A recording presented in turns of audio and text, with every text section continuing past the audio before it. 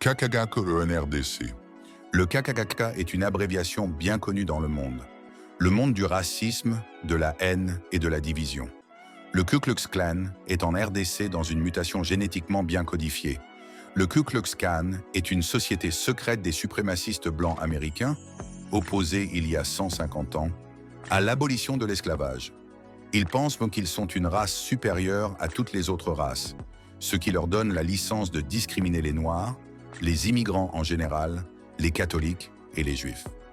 Le mouvement a usé de campagnes de lynchage, d'attentats, de tortures et de meurtres sur la population noire des États-Unis, dès la fin de la guerre de sécession jusqu'après la vague des indépendances africaines. Actuellement, cette organisation a diminué ses actes criminels sur la communauté afro-américaine, mais elle perdure secrètement et se réveille ponctuellement à chaque manifestation raciste envers les Noirs. Notre propos dans ce podcast n'est pas de parler des turpitudes et des cruautés du Ku Klux Klan, ces ratés de l'extrême droite américaine, encore moins de revenir sur leur parcours aujourd'hui, ralentis dans des apparitions folkloristes. Nous voulons parler de 3 personnes qui se disent congolais, mais ne le montrent pas suffisamment ou ne l'affichent pas convenablement. Au lieu de dérouler leur nom sur un tapis rouge, nous allons étaler pudiquement sur un tapis noir 3K, première lettre du nom de famille de ces 3 personnages qui veulent unir leur destin, dans des passions communes et des vices identiques.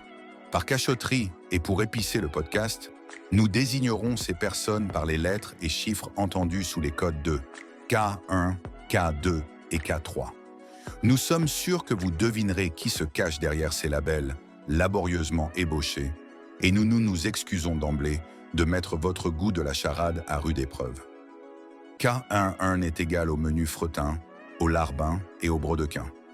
La République démocratique du Congo est dans une mauvaise passe de son histoire. Les temps qu'elle traverse sont durs et pénibles et nécessitent des actes graves dans la sauvegarde totale de ce pays et un leadership agressif et responsable. Ce n'est point un crime de pointer du doigt les fossoyeurs de la paix, les fauteurs de troubles, les acteurs et leurs complices dans la prédation économique, les auteurs d'une dépravation des mœurs. Toute cette engeance enfonce le pays dans le gouffre et doit être démasquée, démystifiée et déférée devant la justice pour un procès équitable. K1 est facilement reconnaissable dans le lot de ceux qui n'aiment pas la RDC et conjuguent leurs efforts de déstabilisation avec les ennemis de l'unité et de la paix. KTUN est un imposteur patenté puisqu'il s'est permis de poster un faux profil dans le compte de la République démocratique du Congo aux fins de la séduire. Ce qui devait arriver, arriva. Vite, démasqué, déshabillé, il a été recalé dans ses ambitions démesurées de paraître à côté des potentiels et possibles maîtres de ce grand pays. Malheureusement, on s'est rendu compte qu'il n'avait pas retenu la leçon que gardent à cœur les derniers dans une longue liste de prétendants. On ne se proclame pas aussi facilement leader. Il faut avoir les atouts, posséder de l'aplomb et jouir d'une forte dose de préséance. Quand K1 s'est retrouvé, il y a quelques jours, devant un public jeune et apparemment intelligent, il a eu du mal à créer l'unanimité sur ses talents de tribun. Plusieurs auditeurs trouvaient le contenu de leur téléphone plus important que son incitation à la haine tribale. Ceux qui l'avaient suivi par condescendance ont été ahuris d'écouter des propos d'une époque révolue et généralement tenus par des larbins en service. Car l'homme assume sa propension au larbinisme, proposé au sale boulot, comme fourrager sa main dans les détritus pour en dégager les odeurs malodorantes. Un travail que ses patrons ne veulent pas faire, l'ayant sous la main. K1 accepte ce rôle ancillaire de la chèvre sacrificielle, celle qui, dans ses divagations, va renverser les bornes et les signalisations pour la bonne conduite. Il joue le personnage du resquilleur, chaussé de brodequins, qui amuse la galerie dans les jets privés où il apprend des scripts tendancieux dont on lui impose la lecture et qui peuvent l'amener au supplice. K11, en plus d'être inconscient, est tout simplement naïf et manipulable, caractéristique rédhibitoire d'un menu fretin, doublé d'un indécrottable mauvais perdant. Nous n'allons pas quitter ce triste personnage sans lui enjoindre immédiatement de se remettre à la géographie de la RDC, dont le centre est logiquement habité par des Congolais, à moins que la tête de K1 se trouve rivée ailleurs que sur son cou. Que 2 tirent les ficelles, boudent sa belle et se rebellent. La République démocratique du Congo a eu sa malédiction dans la personne de K2, parachuté miraculeusement au sommet de l'État par des tours de passe-passe, manigancé à l'interne avec la collusion des mêmes partenaires ennemis et des voisins de la RDC. Très vite, il a été assisté par 2 dictionnaires, un de français et un autre de lingala, toujours présents, au chevet de son lit en plus d'un téléphone connecté en mode d'urgence sur Kigali pour sous-traiter le pays. Très vite, K2, entouré de ses frères d'armes et d'idéologie de Lubwenge, est passé au dépeçage de la RDC sous la fallacieuse politique de décentralisation du territoire. Une stratégie administrative qui n'avait d'autre but que d'agrandir son pays d'origine, voisin de la RDC. Très vite, K2 s'est allié aux fils du pays, ambitieux et aux desseins ambigus. Il les a saupoudrés de sa fourberie et les a entraînés dans ses exploits qui se résumaient dans le pillage et l'élimination physique. Sans sommation, tout cela dans l'ombre la plus opaque. Il a fallu que la presse extérieure s'acharne sur K2 pour diminuer son enthousiasme malsain et permettre à une opposition laïque et religieuse de le déboulonner. Hélas, c'était sans compter avec les résultats de 20 ans de pillage systématique, des détournements endémiques et de compromission étatique. C'était sans compter avec les réseaux mafieux internationaux qui ont fait main basse sur le cuivre, le cobalt, l'uranium, le bois, les espèces animales rares grâce à leur pantin. La malchance de la RDC incarnée dans la personne de K2. K2 n'aime pas la République démocratique du Congo, malgré son faux cri de passion pour le pays.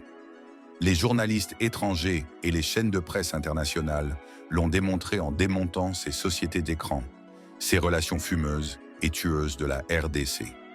K2 n'a jamais aimé les Congolais, malgré une belle perle sur sa couche, et qui ne l'a pas empêché de tirer les ficelles d'un vaste complot pour qu'à l'achèvement espéré, il bénéficie d'un ticket retour en voyage express.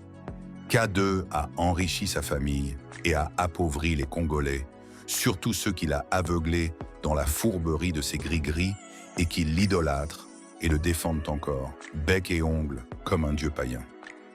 K2 a eu la chance d'être documenté dans son désamour pour la RDC par des gens de presse bien informés dans ses multiples détournements à la hauteur de dizaines de milliards de dollars américains.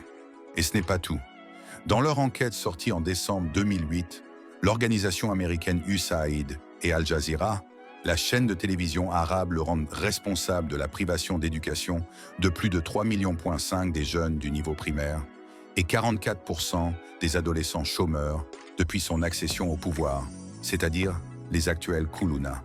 K3 aime le fretin et les larbins, il déteste les Kasaïens. La République démocratique occupe la 4e place parmi les pays les plus peuplés d'Afrique. Elle occupe la 2e place parmi les pays les plus grands d'Afrique.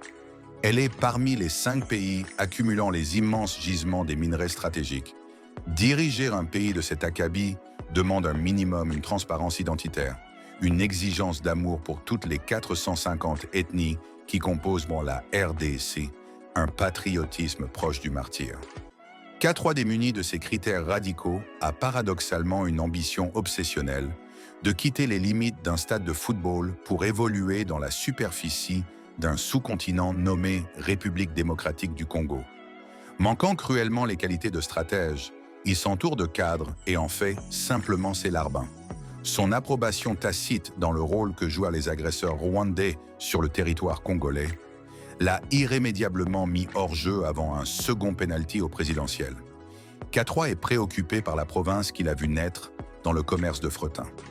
La nationalité étrangère de son procréateur, qu'il a juré de ne pas renier, lui a permis de vouer la nationalité congolaise aux gémonies et il lui manque la perspicacité de comprendre que le match est fini.